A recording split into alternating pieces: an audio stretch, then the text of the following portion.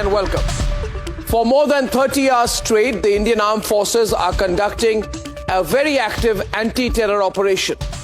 In fact, from Wednesday evening, the Indian Armed Forces had got an input of 8 to 10 groups of terrorists active in the Rajouri-Poonch region. At around 3:45 p.m. yesterday, the coward Pakistani terrorists attacked the Indian Armed Forces. Ladies and gentlemen, 4 of our brave soldiers have been martyred, but the entire force is on the hot pursuit of avenging this coward Pakistani terror attack. So coward and so pathetic are these Pakistani terrorists because this attack comes on the heels of the blanket of winter setting in as a last-ditch measure to push their homebred and raised Pakistani terrorists into India.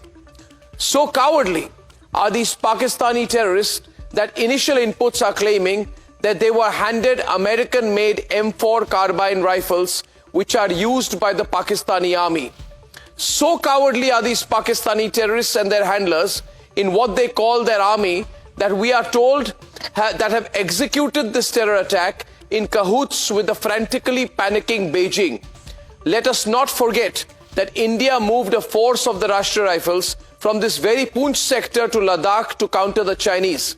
And the chatter, as per our sources, is that there is a definite hotline, a Chinese imprint to this cowardly terror attack executed by the servile Pakistani terrorists, masters of whom we all know. This cowardice of constantly going back to target the Indian Armed Forces at the thick forest regions of Rajouri and Poonch in stealth from 2021 to 2023 is a pattern that cannot be lost. This cowardice, ladies and gentlemen, is such that the Pakistanis can never face India on a real battlefield. They will use one cowardly terror attack after the other, borrowed weapons from their army, ideas from their handlers in Beijing, if it comes to it.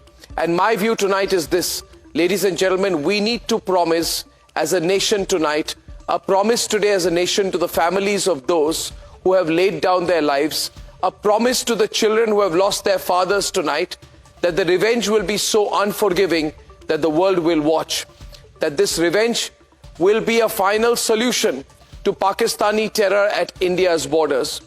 We are told that India is going all out, ladies and gentlemen.